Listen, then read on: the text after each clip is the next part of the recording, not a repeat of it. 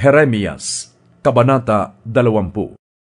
Si Pashur na anak ni Immer ay isang pari at siyang pinakapuno ng mga naglilingkod sa templo. Narinig niya ang pahayag ni Jeremias, kaya ipinabugbog niya ito. Ikinadena ang mga paat kamay at ipinabilanggo sa itaas ng pintuan ni Benjamin na nasa hilagang bakura ng templo. Kinaumagahan, nang siya'y pakalagan na ni Pashur, sinabi ni Jeremias sa kanya, "Hindi na Pashur ang tawag sa iyo ni Yahweh, kundi takot sa lahat ng dako. Sapagkat ang sabi ni Yahweh, gagawin kitang katatakutan ng iyong sarili at ng mga kaibigan mo. Makikita mo ang pagkamatay nilang lahat sa tabak ng kaaway.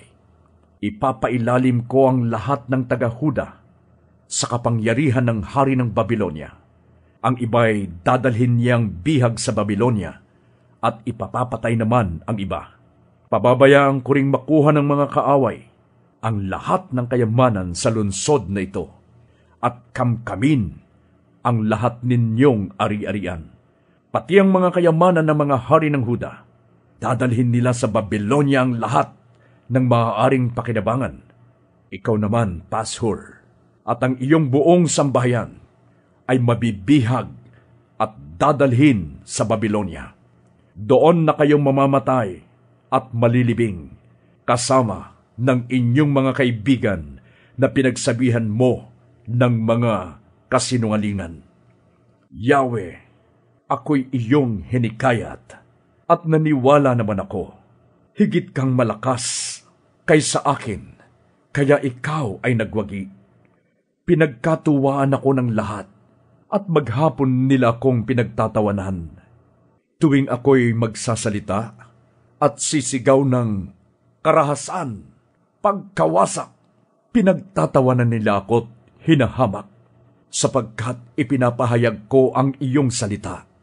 Ngunit kung sabihin kong kalilimutan ko na si Yahweh at hindi na ako magsasalita para sa kanyang pangalan, para namang apoy na naglalagablab sa aking kalooban ng iyong mga salita, apoy na nakakulong sa aking mga buto.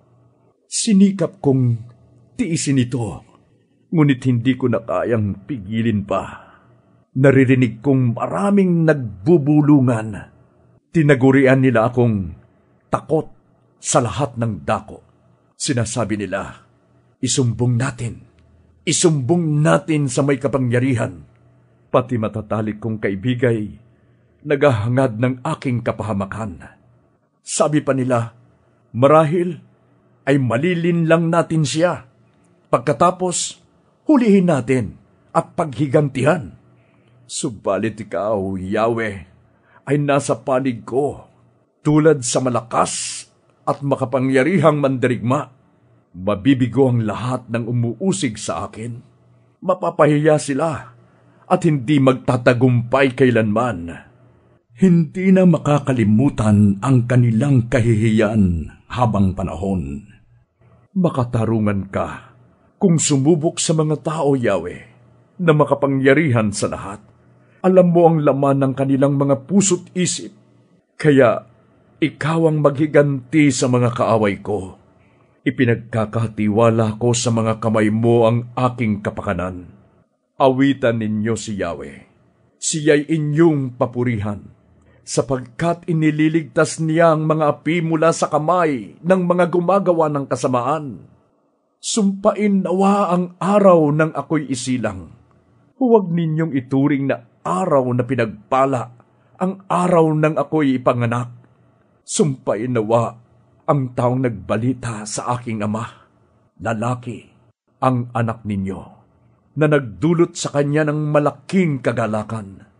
Matulad nawa ang taong iyon sa mga lunsod na winasak ni Yahweh ng walang awa. Makarinig nawa siya ng iyakan sa umaga at hiyawan naman sa tanghali, sapagkat hindi niya ako pinatay bago ako isinilang. Sa gayon, naging libingan ko sana ang tiyan ng aking ina. Bakit pa ako isinilang? kung ang mararanasan ko lamang ay hirap, kalungkutan at kahihiyan habang ako'y nabubuhay.